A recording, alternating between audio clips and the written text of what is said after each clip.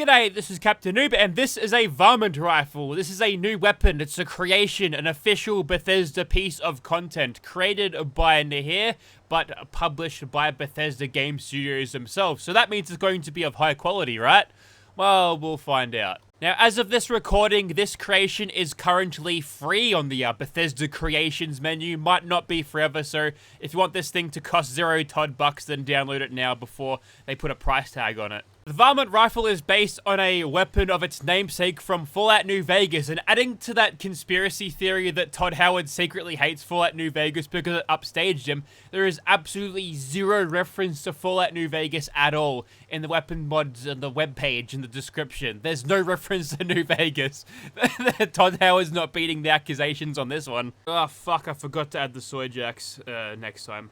So, what do you get from this weapon mod? Well, you get a Varmint Rifle. It's a bolt-action rifle. You notice how the bolts are on the correct side, that being the right side. So, players of the PS4 can download this and have a bolt-action rifle with the bolts on the correct side.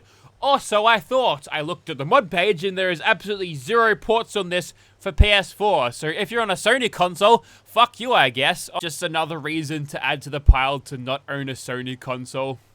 I'll be collecting that paycheck now, Bill Gates. Give me my money. The Varmint Rifle is chambered in 5.56 like it used to be in Fallout New Vegas. Oh my god, do you remember the Varmint Rifle? Obviously, Todd doesn't, but I do like the storytelling of a Varmint Rifle firing military-grade cartridges because the Varmints, they've grown up a little bit in the last couple of hundred years because of the radiation, so you're going to need a little bit more punch to kill them, so that's cool. Uses from the vanilla game ammo pool, so it'll be easy to feed. Nothing to complain about there. Okay, attachment time. Check out the DPS on this thing. 53.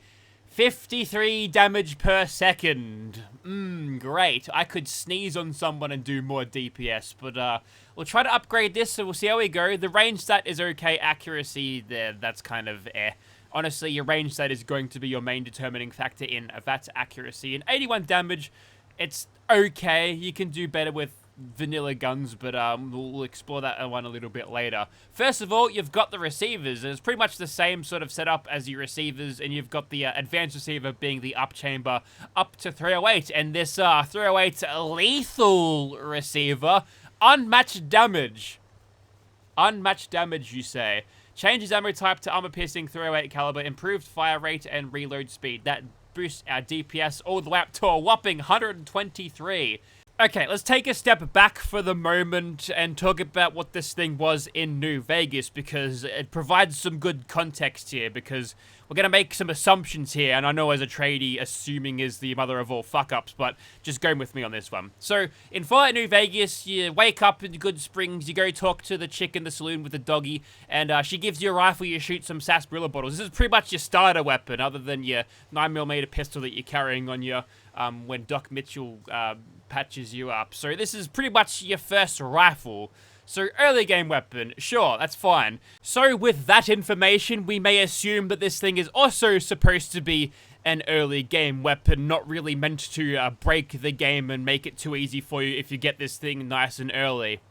So why does this lethal receiver require you to have Gun Nut rank 4, which you unlock at level 39, and a Perception 10 perk in Penetrator 2, which you unlock at level 28. These are not early game perks. You will not be able to see this thing's full potential until at least level 39. So skipping ahead, by the time you can get the Varmint Rifle upgraded into its superior form, doing 23 damage, 154 DPS, you've got a suppressed sniper, a fellow bolt action, doing less DPS because it's a lot slower, of course, but much more damage, which obviously goes well for sneak multipliers and all that. But if you want to use a combat rifle for a similar sniper role, a 308 up-chambered version will give you 1,000 DPS, 215 damage per shot. And if you want to use a 5.56 for that role, you can use the assault rifle. This big, beautiful beast this thing is. 196 damage and just under 1,200 DPS. So would you rather have that amount of damage for a sniper role, or this? Like, this is proper Bethesda curated content here. No one thought about this? What does this game want this weapon to be? Because performance-wise, it's kind of obsolete the moment you pick it up. Because just get a combat rifle. There's world drops on the blood bank. You gotta fight a few insects, but you've got a combat rifle real easy there. Anyway, Lethal Receiver goes on, gives us a decent damage boost. Let's continue. Next, we've got the barrels, and you've got a similar setup to your hunting rifle barrels. So you got heavy ones, which will increase your range by a further amount. Good for holding on to your damage over a longer range. This one will give you better recoil, but penalize your hipfire accuracy and presumably make the weapon a little bit heavier. But for a sniper role, getting all the range you can is a very good option. So you may as well grab the heavy barrel if you intend to use this thing over a longer range. Next up, we have the stocks. You can have the very stock look of the wooden one, but you can change it to a composite material to make it black, very polymer looking. I kind of like that look, actually. There's also options for a tactical stock, you saw that, and a light version of that gives you a faster aim if you use the lighter version. Obviously, makes your weapon slightly lighter as well, but not as light as the full stock by itself. Recoil control is not really that much of a thing because the bolt action rifle is not going to be firing fast enough to really notice any adverse effects from recoil, but aesthetically, I think that looks pretty awesome, so we'll put that one on. Next up, you've got the magazines. You can give yourself a superior ammo capacity using this large magazine. Requires gun nut rank 2 to do that one. Also, one in the middle being the medium one. You can change the sights as well, so you can have standard irons, then there's glow sights as well. Reflex sights, all very nice so far. Alternate reflex sights, which are more tubular than the standard ones. You can have short scopes, medium scopes, long scopes, and a long night vision scope. A little bit of a reference to Rat Slayer there. That's the same sort of design. I quite like the look of that. I don't like how it's night vision though, because I'm going to blind myself if I use this during the night. It'd be cool actually if the night function actually only worked after 6 PM like you used to use in the Fallout New Vegas Varmint Rifle scope. But I don't think it does. We'll go for a medium scope on this thing, and I like how the scopes get slightly larger as you increase the magnification. I think that's kind of cute, so that's nice. Next up, for the muzzles, you've got muzzle brakes and compensators. Will reduce your range, but help with recoil control, but again, recoil is a non-factor. The suppress here will get us an extra 25% damage thanks to Ace Operator, and it looks like that. Neat.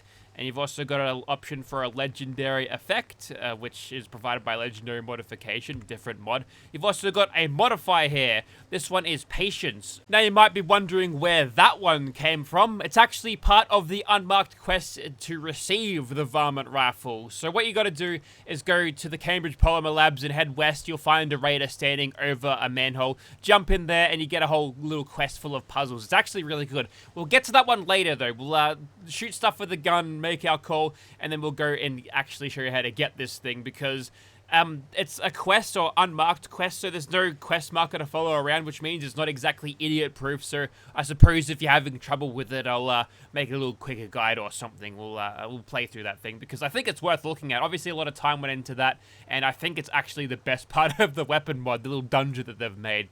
Also included is the cosmetics, and you can get this patience finish. Carries custom patience Varmint Rifle finish. That'll be important later. Remember Kerry, alright? Put that in your brain. And that is our Varmint Rifle, very patient now. Second shot after 2-second delay grants plus 175% damage. So if we be patient and take our time between shots, we can get ourselves way more damage, which might make this thing just okay. Okay, so here we are outside of the Immersive Gunners Plaza. Once again, here is our Varmint Rifle in first person. You've got a bashing animation if you want to use that, which seems to ignite cars in one hit, which, I don't know, depending on how this thing shoots, it might be our main DPS source going forward, but I've got a problem with the first-person animations. Just take a look at the bolt carrier and the bolt itself as I move the camera around. It sort of folds into itself, and if you look closely, you can actually see the cartridge poke out the back. Why is it doing that? I don't know. I might be using an old version where the animations are balked, but this is the one that I've located, so we'll just keep using that one. Other than that, the animations seem to be pretty good. You've got rechambering animations, lightning fast compared to your hunting rifle, so that's nice. You've also got a reload, which is nice and quick too. If you're aiming down the sights and rapidly firing, a little bit of recoil, but the rechambering of the weapon doesn't actually shake the camera at all, so it all feels very stable and smooth. Very, very nice indeed. A quick look in third person. That's actually kind of cool. And check out how far these cartridges are ejecting. That is very far behind. We might be able to get some DPS by hitting them with the hot cartridges if they're standing directly behind us. So that's cool. I've also made a couple others. This one's called Cheyenne Stay. Very basic looking varmint rifle. I've done up the barrel a little bit, but it's pretty much as stock as you can get as the Fallout New Vegas version. Here is a short barreled one with a reflex sight for VATS maxing. If we go into VAFs, we get plenty of shots, which if we flog that and use gun through to crit, we might be doing okay damage with it. And lastly, I've got a longer barreled one with a reflex sight for a more balanced approach where I can actually reach out and damage targets. And this one will be slightly better on AP, you'd think, than my scoped version. But I suppose we'll get going. Also, it works with the classic holstered weapons too. So you can wear this on your back, just like Fallout New Vegas. And here's the outfit today. It's Nina. We're sort of doing a Wasteland Pocahontas outfit. This is the Chell thing from VTOL Wardrobe 10 with the tribal retexture on it. It works pretty well. For everyone to come across my channel and call me a weirdo for having a character dressed like that. All of the new people, they don't quite know what they're getting into. Anyway, so we're going to start sniping. We'll do a 2-second delay and see how we go. 1, 2. Hey, that's pretty good. Almost 1,000 damage. That's pretty good. So we can one-shot these guys by the looks. Now, I'm wondering whether if I have this in VAFs, where I can cheese it by waiting 2 seconds in VAFs to make it happen faster. We'll see if we... No, we cannot. But I might be able to get some gun feel action happening here and just crit anyway. That seems to be the way to go. So if we can use sneak criticals to cheese this, I will be totally okay with it. And honestly, if you're going to use a weapon to its strengths like this, sitting back and sniping and just stacking sneak criticals, and so be it. Another Grim Reaper sprint. Lady Luck is on our side today. Oh, that guy come in a little bit too close there, and we're actually able to get the full measure of damage on him, which is fantastic news. Unless I've broken this somehow, I'm just getting 1,000 damage for reasons that I don't quite know. Either way, so far so good. I don't think this will last forever. Oh, nice hitbox, Todd. We're one-shotting everything. Have I broken it? Is it going to be like this forever? Well, that's a pretty good start. Didn't think the old Varmint Rifle had it in her. What if I attack outside of sneaking? Yeah, 353. Close to 500 there. That's a pretty good start. Let's move in and get more of a feel of what this weapon is like without the ability to sneak critical all the time.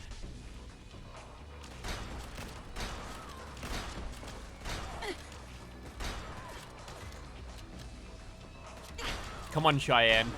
Hit him. Have a crit. Okay, let's try to VATS max a little bit here. Hey, that's a lot of shots. That's almost deliver a spec. Is that where this thing is going to be good? Have a crit, by the way.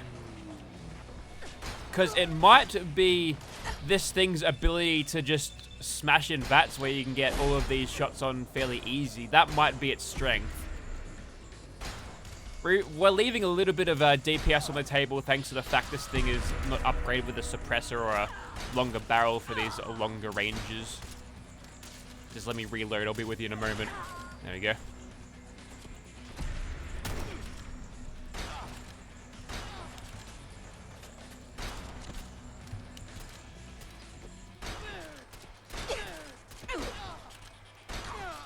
I think art-wise, this thing is fucking fantastic. The look and feel of this thing, it does feel like a next-generation Varmint Rifle. Like, if you're looking at the Varmint Rifle through nostalgia goggles, this is the kind of thing you'd come up with, which is kind of good. And that's kind of standard with Nihir. He always does really good-looking weapon mods. There's just a few odd decisions here.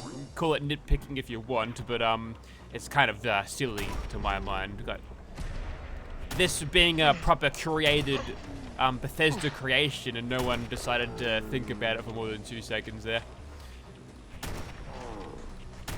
Which is probably the only complaint. Obviously, I'd love a little bit more damage. Get out of here. I got a crit on the bastard too. I mean, yeah. I mean, it's supposed to be an early game weapon, but I think what ought to be done with it is... Let's aim in third person for a second. That's way easier to aim. The housing of the reflex sight makes it a little bit harder to actually take aim against these guys. And I feel like it's even faster utilizing this thing in third person. Ouch. I'm on fire now. And cheesing it with VAPs is always a little bit of a nice thing too. I gotta say, I was expecting this thing to be not doing quite as good as it is, but it's actually doing fairly okay. Total whiffer there. Secrets can miss.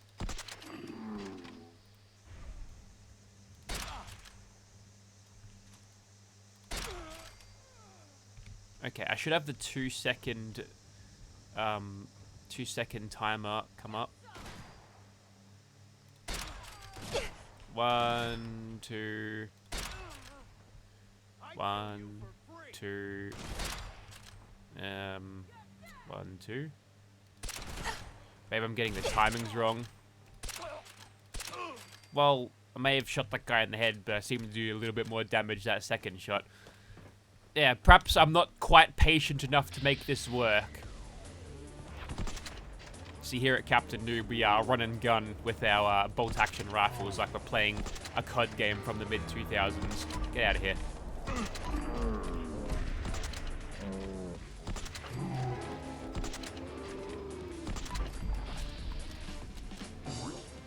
Okay, look, I accept the fact that I've been cheesing a lot for this, but we're doing okay. We're actually doing quite well, so I'll take it. Unfortunately, there's no geckos around here for me to shoot at, so humans will have to do.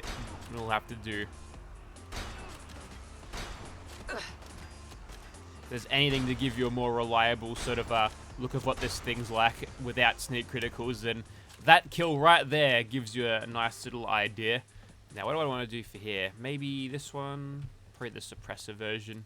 I'd imagine this thing, the AP cost difference wouldn't be too much. You know what? Have fun in there, lad. You can go kill everything. There we go, he's putting in some work. He's killed 2 of them in there. All that pent-up rage of being team killed all that time, taking it out on the gunners. Don't move, soldier. Don't think that succeeded just quietly.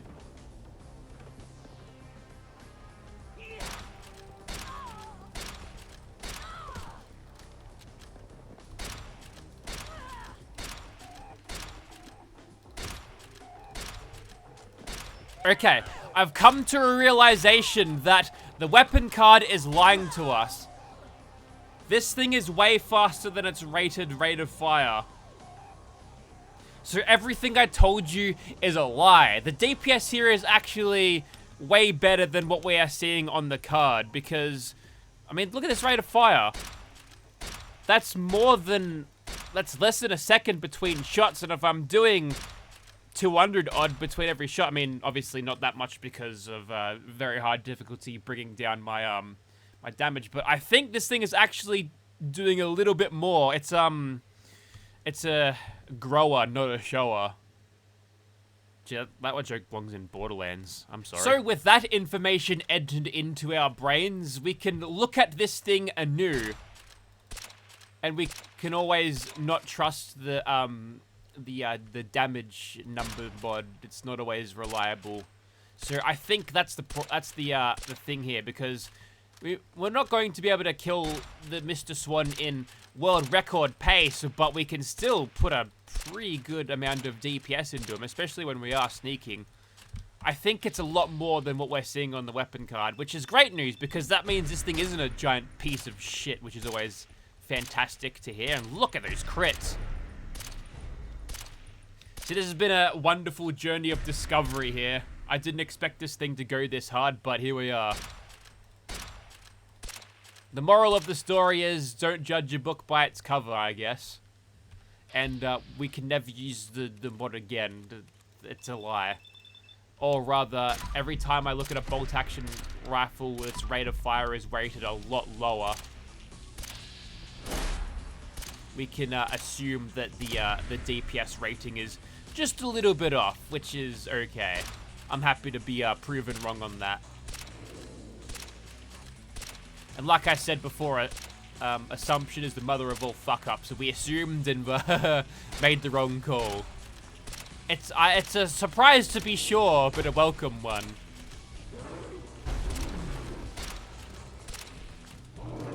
Like, you look at this and tell me this is not 150 DPS. Oh! Oh! You can hear a noise! You can hear a noise sometimes.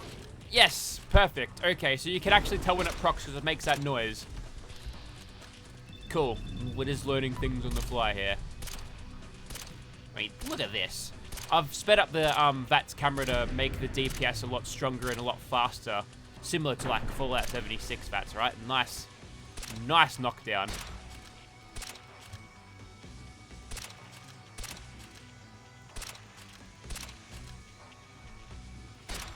Right, okay, so it's every second shot. It's literally every second shot where you can activate that. Doesn't seem to be getting a whole lot of extra damage out of it. I saw an extra 22, but it's not really that much. Now that we've discovered the secrets of the mysteries of the Varmint Rifle, hey, it's pretty good, isn't it?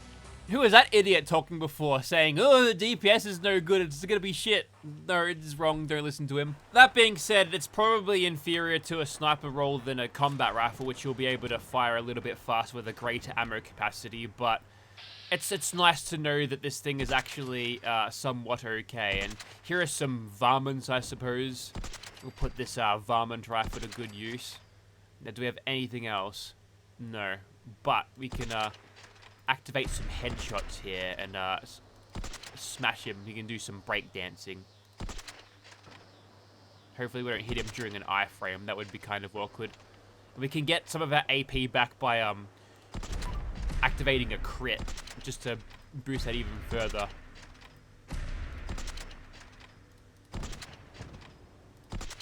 I will say, a real strength of this thing being able to VATS. I mean, add that with the ability to knock things down with the sniper thing. And, well, you've just saw, I've just completely eviscerated this ghoul.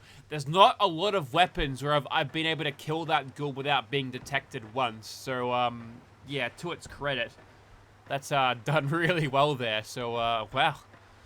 This weapon is just full of surprises, isn't it?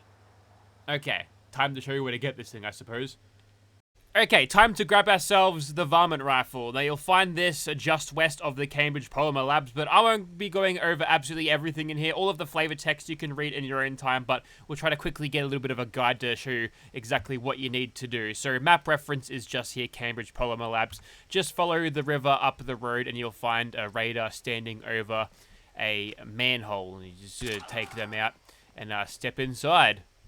Once you're inside, you'll find yourself in a room that has got a bunch of valves sitting everywhere, and there's a terminal just over on the western side of the place. And if you activate that terminal, you'll see it's in standby mode. Shut up, Discord, I'm talking.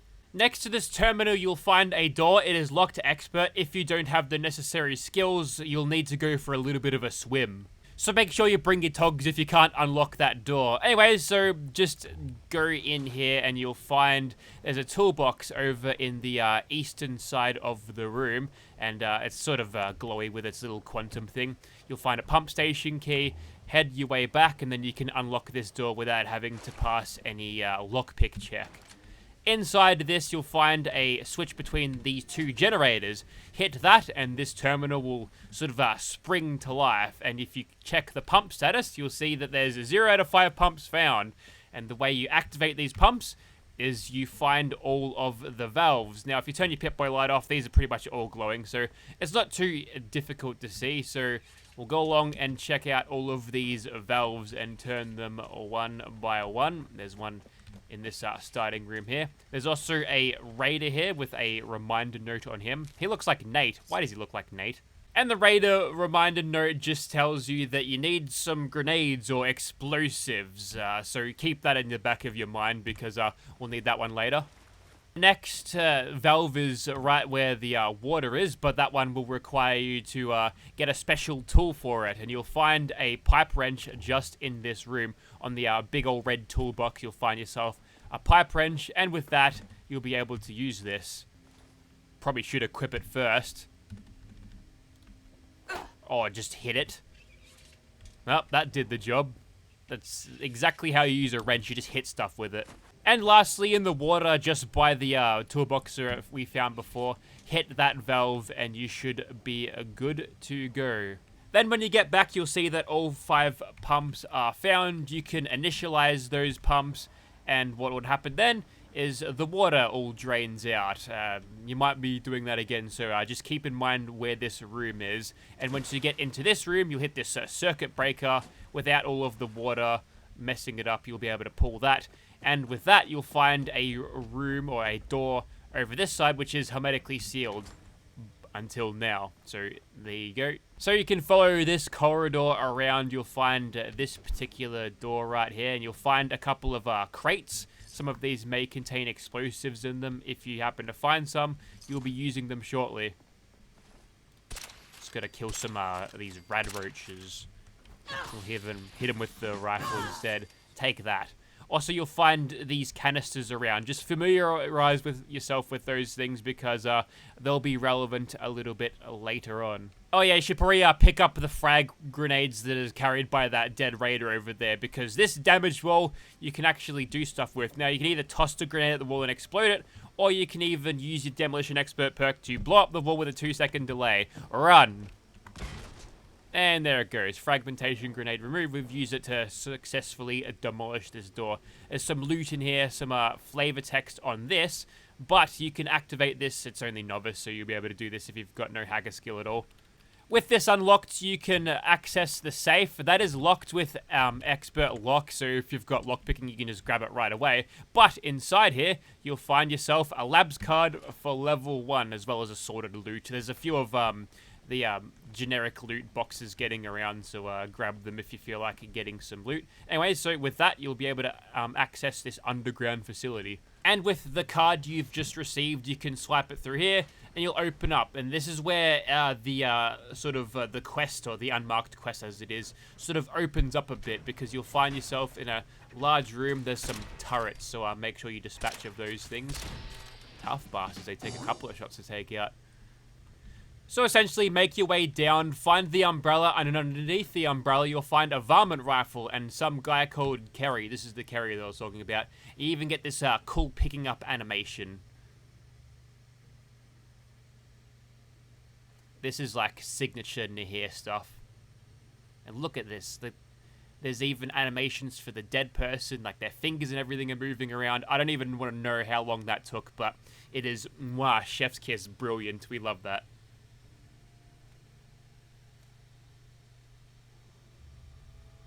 I love how it's Nina just familiarizing herself with this rifle despite carrying one.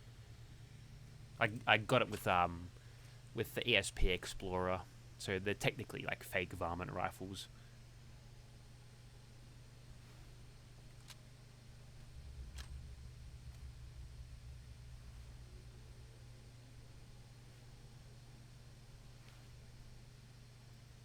And with that, you get yourself a Varmint Rifle, which I haven't got equipped, with some ammunition as well. And here's Kerry's note. This is more flavor text. But what's important here is he talks about get her out of here. That's your goal. Get an ID card to get out of here. And the her he's talking about is something that's a little bit reptilian in stature. The game even plays you a little bit of a sting because it's a Deathclaw right there. And friendly at that, which is funny. You don't think it'd be friendly, but no, it's a friendly Deathclaw. It's strange because Nina usually looks at these things and thinks lunch, but I guess we'll spare it. But if it does get angry at me, we'll be eaten very good.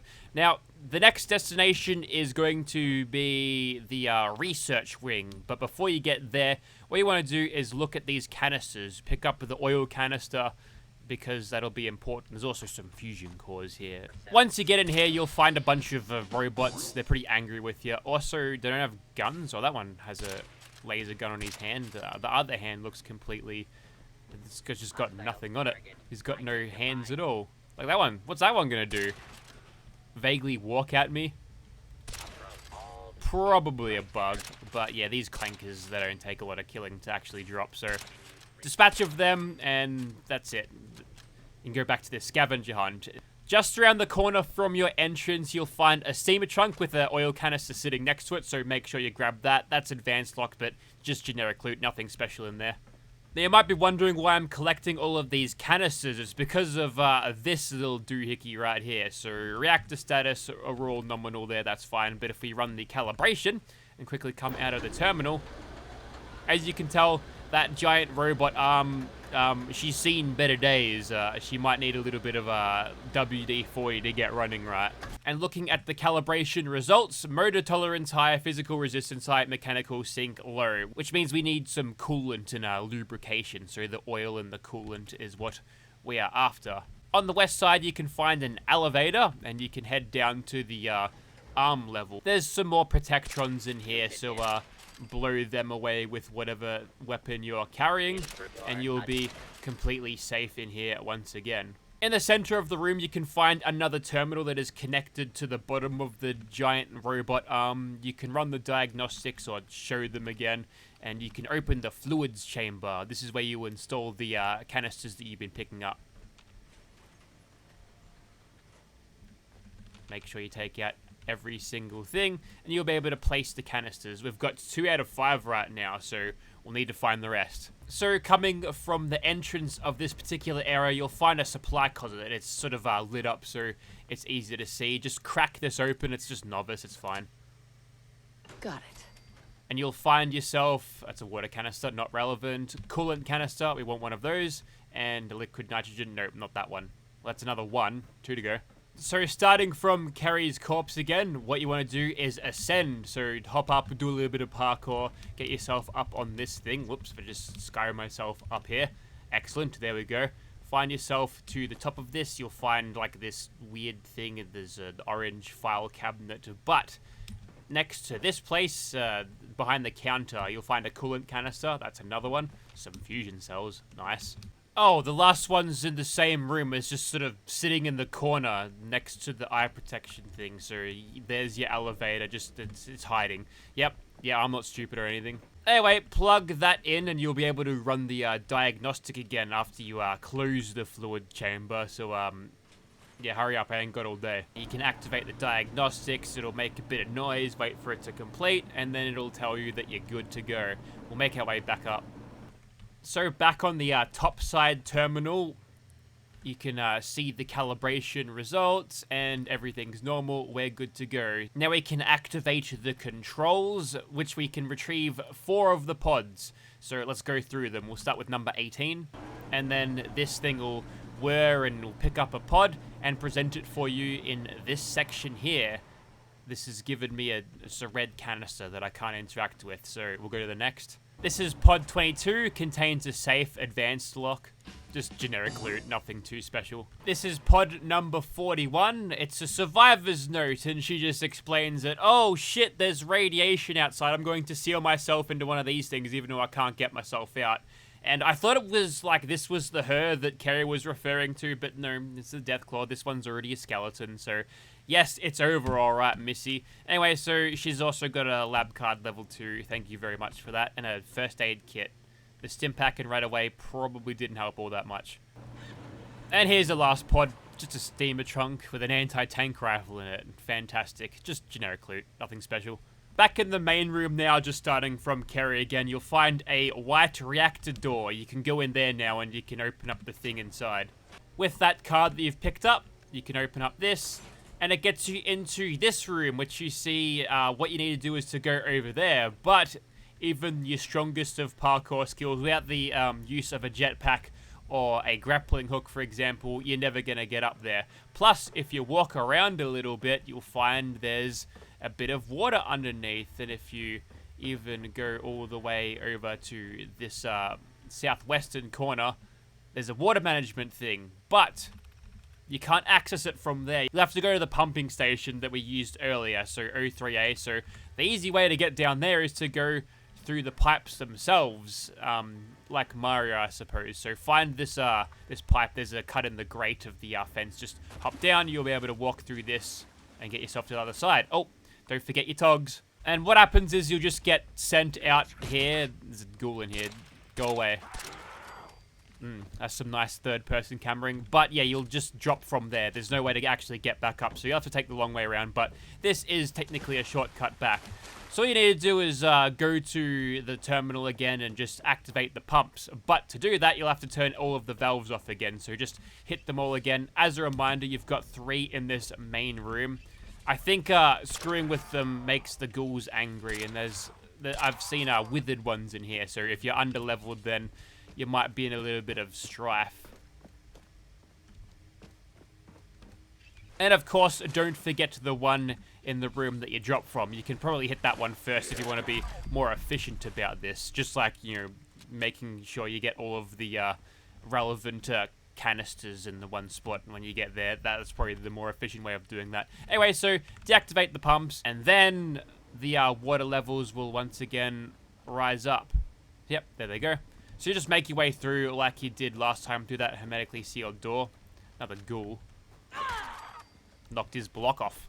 After you deactivate the pumps, you'll find that the reactor room is now completely flooded, allowing you to simply swim across. You no longer need a jetpack anymore. Then you come to this little balancing station here. If you've got no idea what's going on, that's okay. The terminal shall let you know. So activate the terminal, go over to the view transfer console messages, and it'll give you a little bit of an idea. It says power levels across all 3 columns must be balanced at power level 5 at all times. Otherwise, there is too much power running through the reactors for the automated system to handle, which obviously it's not balanced right now. So the whole system has locked it down. So now we must manually adjust these. And the way you do that is by activating these buttons at the bottom of these columns here. So power column level switch 1 thing, you'll either be able to do 1 power to column 2 or 1 power to column 3, which is these ones. Column 2 adds 2 power to column 1 or 2 power to column 3. And would you believe that column 3 adds either 3 power to 1 or 3 power to 2? So the idea here is to get these all the way at 5, but don't go over. So you'll just mess around with this thing a little bit. First of all, we'll transfer 3 power to column 2 from here. That's at level 5 now, although as you can tell these ones have gone back to level 1. Sometimes these take from the columns to add to them, other times they don't. It's not entirely clear to me what the pattern is, but you just keep pressing this and you can eventually brute force it, I suppose. So then we'll add 1 power to column 3, and we'll keep going. Column 2 to column 3, 2 to column 1. Looks like the center one here doesn't actually subtract from the column to get that working. So once that's all balanced, then you can attempt to activate it on your terminal. So you can equalize the dual reactors now. Analyzing the system. Surge detected. Connection to the transfer console has been lost. View internal errors for more information. If we view these internal errors, check physical connection behind the transfer console and initiate a system reboot. So you come out of that, the whole thing explodes, but don't you worry, there's safeguards in place. We won't get irradiated to death from these reactors, and make sure you don't fall into the goop there. That's no good. Anyway, so around the back you'll find a relay box. You can inspect that. The circuit board that handles the reactor transfer logic is damaged. It will probably need to be changed out with a military-grade circuit board. It appears to be fried, but a skilled technician may be able to repair the original circuit. Now, I can pass this with a low intelligence prompt, but if you have a high intelligence, you can do this without needing a new circuit board. But if you don't have any low or high intelligence, what you can do is head into this room on the eastern side and look out for some ghouls. They might be skulking about, but get to the end of this room. Where you get to the door that's closed, bugger off, mate. You can go into this like rusty cube room and you'll find a couple of military grade circuit boards just sitting here, along with a ghoul guarding it. but you can pretty much do this without any intelligence prompts. Just go around the corner and find yourself some military-grade circuit boards and just replace it. Oh, I had to do that twice. Is that okay? Well, I suppose I should reboot the system now. And then we just do the same thing again, round 2. So we'll add 2 power to column. Whoops, this is the wrong column. Okay, it's done now, it's balanced. I kept hitting the wrong column. Every time you screw this up, it'll just have an electrical explosion, and it'll spawn a ghoul to pester you for a little bit. But now we've got everything rebalanced and that circuit board is replaced, you can now equalize those reactors and the lockdown is lifted. You can also go up top. There's a little bit of an office up here, so head to the door all the way east and then just go up the staircase and you'll find yourself a little bit of a loot room. I mean, kind of. That's it's advanced lock there, but you've got this terminal here, which you can see the security lockdown. You can lift it. There you go. Command successful. Lockdown lifted. And that's because I've corrected the reactors after like breaking them a few times. So you can hop down here. You'll get ambushed by varmints. Get out of here. Right, where's the other one go? Still up there? I want that legendary drop, damn it. You gotta give me something good. A rapid combat shotgun. Yeah, it's pretty good. Anyway, so what you want to do now is head back to the main room, I suppose. Then from the main room, head back into the research wing. And then, if you saw before, there was a room that was completely locked behind a gate. Now that this lockdown has been lifted, we can actually get into this place, which will put you back in the underground facility. Once you get inside this facility, head west to this exit thing, and you'll find the Deathclaw. And you can pet the Deathclaw because... why? Yeah, you can stick your tongue out all you want. You're still a 12-foot tall reptilian monstrosity, but yeah, it's a friendly Deathclaw. And in that very room, this is what we've been doing this all for, the Patience Legendary mod. And there's also a note here from Carrie saying, hey, we found this place, it kind of caved in on us, now my Deathclaw girlfriend lizard has been trapped in here, so I'm gonna get out. And obviously, he couldn't do that. Deathclaw is sad and is going to teleport out.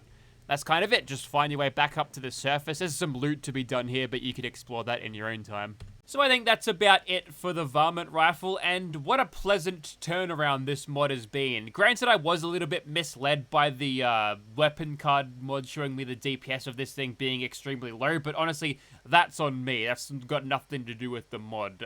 Under normal circumstances, you wouldn't even see that unless you've had that UI modded out. So pleasantly surprised on how it went, despite my expectations being probably a little bit skewed. I reckon the weapon presents well. It's got a decent amount of attachments. You can make this thing look tactical enough to make it fit in Fallout without being too over the top, and giving it that cool stock makes it fit in pretty well with the hunting rifle, the green and black stock that you can put on that one. So I think aesthetically pleasing and also performance-wise pleasing as well. And the cherry on top of this thing, which you don't ever see in weapon mods because it's generally not the focus of it, but having that dungeon to go through with the unmarked quest, I think was absolutely brilliant.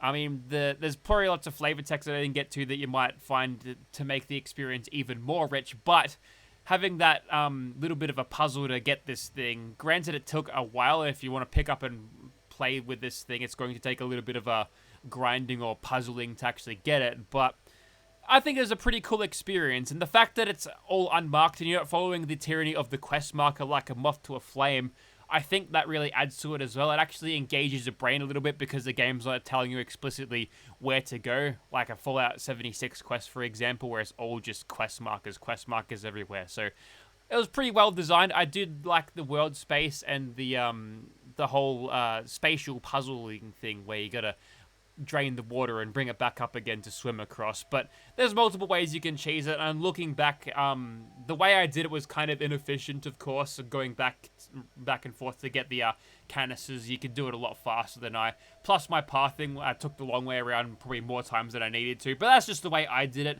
You don't have to follow me, you're probably smarter than I am, so you can just find your own way through it, and you'll be getting your Varmint Rifle in a little bit more of a timely manner than I am, but yeah. do have a look at this thing. I do recommend it. I think I had a lot of fun with this thing, mostly with the quest though. Having that dungeon, I don't know if it's good for replayability because once you've solved the puzzles, you already know what to do, but I think it's a pretty cool experience just to mess around with this thing. I still have no idea whether this thing's on a level list or anything. It doesn't say anything like that on the description, so I guess, I don't know, if someone wants to chime in and say they've actually found this on Raiders or in a shop or anything, that would be great. But does it beat out Dak's version? I mean, it probably does more than Dak's version with that little bit of a quest in the dungeon, but I haven't actually used that one yet, so maybe that could be a like a comparison video in the future. But go ahead and download this. I do recommend it if you are interested in this thing. If you like the weapon in New Vegas, it's back in Fallout 4, and it's pretty darn effective, so go and check it out if you want. Thank you very much for watching, guys.